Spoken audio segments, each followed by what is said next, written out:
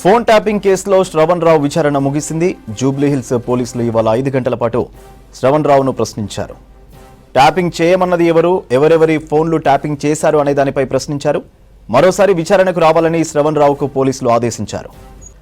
Phone tapping కేసులో శ్రవణ్ రావు విచారణ ముగిసింది. జూబ్లీహిల్స్ పోలీసులు ఇవాళ 5 గంటల పాటు శ్రవణ్ రావును ప్రశ్నించారు. ట్యాపింగ్ చేయమన్నది ఎవరు, ఎవరెవరి ఫోన్లు ట్యాపింగ్ చేశారు అనే దానిపై ప్రశ్నించారు. మరోసారి విచారణకు రావాలని శ్రవణ్ రావుకు పోలీసులు ఆదేశించారు. రైట్ డీటెయిల్స్ రామ్ ప్రసాద్ అందిస్తారు. రామ్ ప్రసాద్, ఫోన్ ట్యాపింగ్ కేసులో శ్రవణ్ రావును సుదీర్ఘంగా విచారించినట్టు తెలుస్తోంది. అప్డేట్స్ ఏంటి? రాష్ట్ర వ్యాప్తంగా సంచలనం సృష్టించినటువంటి ఫోన్ ట్యాపింగ్ కేసుకు సంబంధించి అయితే శ్రవణ్ రావును ఈరోజు 4వసారి అయితే విచారణకు ఆదేశించినటువంటి జూబ్లీహిల్స్ పోలీస్ స్టేషన్ ఈరోజు ఉదయం 11 గంటల నుంచి అయితే జూబ్లీహిల్స్ పోలీస్ స్టేషన్లోనే సిట్ బృందం అధికారిగా ఉన్నటువంటి ఏసీపీ సమక్షంలో అయితే దర్యాప్తు అనేది కొనసాగించడం జరిగింది. దీనికి సంబంధించి చాలా రకాలైనటువంటి ప్రశ్నలు అయితే ఇటు శ్రవణ్ రావుపై అయితే ఇటు సిట్ బృందం ప్రశ్నించడం జరిగింది. ఈ క్రమంలోనే మనం చూస్తున్నాం ఫోన్ ట్యాపింగ్ కేసు మొత్తాన్ని కనుక మనం గమనిస్తే ఇప్పటివరకు ఫోన్ ట్యాపింగ్ కేసులో ఇన్వాల్వ్ అయినటువంటి ప్రభుత్వ అధికారులందరూ కూడా విచారణకు హాజరు కావడంతో పాటు అందులో అరెస్ట్ చేయడం జరిగింది.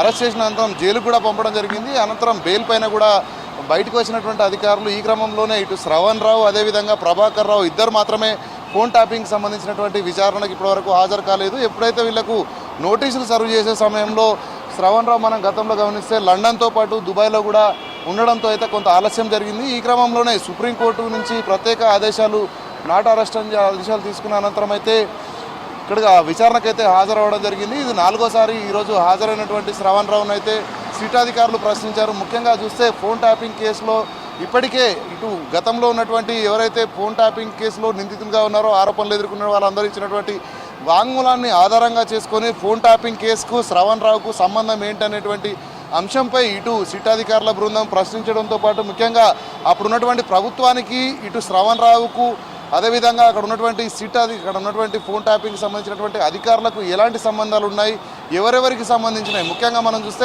గత ప్రభుత్వం హయాంలో మునుగోడు అదేవిధంగా దుబ్బాకలో ఉప ఎన్నిక జరిగిన సమయంలో ఎంతమంది నెంబర్లు ఫోన్ ట్యాపింగ్ చేశారు, అక్కడ నగదును ఏ విధంగా బదిలీకి సంబంధించిన నగదును ఒక ప్రాంతం నుంచి ఒక ప్రాంతానికి చేరవేస్తున్నారనేటువంటి అన్ని అంశాలను కూడా ఫోన్ ట్యాపింగ్ చేశాయని ఆరోపణల నేపథ్యంలో అయితే దానికి సంబంధించి పూర్తి స్థాయిలో ఇటు సిట్ అధికారుల బృందం అయితే ప్రశ్నించడం జరిగింది. అంతేకాకుండా చూస్తున్నాం ఇప్పటికీ 4వసారి శ్రవణ్ రావును విచారణకు పిలిచినటువంటి అధికారులు తన వద్ద ఉన్నటువంటి ఫోన్ ట్యాపింగ్ జరిగిన సమయంలో ఉన్నటువంటి 2 ఫోన్లను కూడా తీసుకోవడం జరిగింది. ఈ క్రమంలోనే తొలుత 2 ఫోన్లకు సంబంధించినటువంటి డాటాను కూడా డిలీట్ చేసినట్లుగా అధికారులు అయితే ఒక అంచనాకు వచ్చిన అనంతరం డాటాను కూడా రిట్రీవ్ చేసేటువంటి ప్రయత్నం కూడా చేయడం జరిగింది. అంతేకాకుండా ఫోన్ ట్యాపింగ్ సంబంధించి ఎవరు చేశారు, ఎవరి ఆదేశాలతో ఎవరు ఫోన్ ట్యాపింగ్కు పాల్పడ్డారు అనేటువంటి అన్ని కోణాల్లో కూడా పోలీసులు అయితే ఇటు దర్యాప్తుకు సంబంధించినటువంటి సిట్ అధికారులు శ్రవణ్ రావును ప్రశ్నించడం జరిగింది.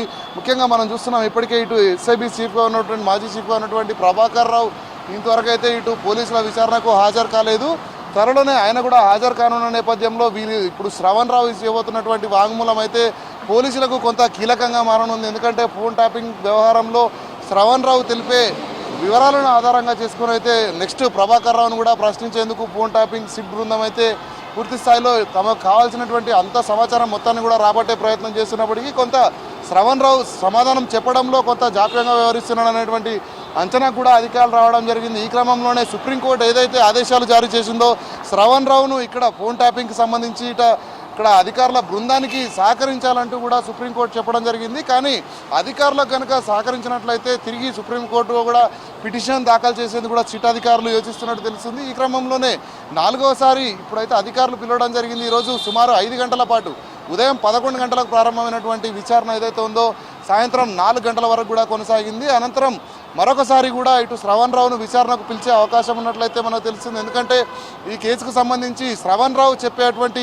వివరాల ఆధారంగా అసలు గత ప్రభుత్వ పెద్దలు ఎవరి ఒత్తిళ్ల వల్ల ఫోన్ ట్యాపింగ్ జరిగింది, ఫోన్ ట్యాపింగ్ వ్యవహారంలో ఎవరెవరు ఇన్వాల్వ్ అయ్యి ఉన్నారు, ఇటు అధికారులు చెప్పినటువంటి వాంగ్మూలాన్ని అదేవిధంగా శ్రవణ్ రావు చెప్పినటువంటి వాంగ్మూలాన్ని ఆధారంగా చేసుకొని తదుపరి చర్యలు ఏ విధంగా తీసుకోవాలి. ఎందుకంటే ఫోన్ ట్యాపింగ్ అనేది చట్ట వ్యతిరేకమైనటువంటి చర్య. ఎందుకంటే అక్కడ వారి స్వేచ్ఛకు భంగం కలిగించే విధంగా కూడా దీన్ని ఒక అక్రమంగా చట్ట వ్యతిరేకంగా నిర్వహించారనేటువంటి ఒక అంశానికి సంబంధించి అయితే కేసు నమోదు చేయడం జరిగింది. ఈ క్రమంలోనే ఫోన్ ట్యాపింగ్ కేసులో శ్రవణ్ రావు ఇచ్చేటువంటి వాంగ్మూలం అయితే కీలకం కానుంది. ఈ క్రమంలోనే ఈరోజైతే 5 గంటల పాటు సిట్ అధికారులు పలు ప్రశ్నలను సంధించడం జరిగింది. ప్రశ్నలన్నింటి కూడా ఇటు శ్రవణ్ రావు ఏ విధంగా సంధించాడనేది అయితే ప్రస్తుతానికి తెలియట్లేదు. కానీ దీనికి సంబంధించి మరొక మారు కూడా అధికారులు అయితే శ్రవణ్ రావును విచారణకు హాజరు కావాల్సిందిగా సూచించినట్లు నోటీసులు జారీ చేయనట్లు మనకు తెలుస్తుంది సూర్య.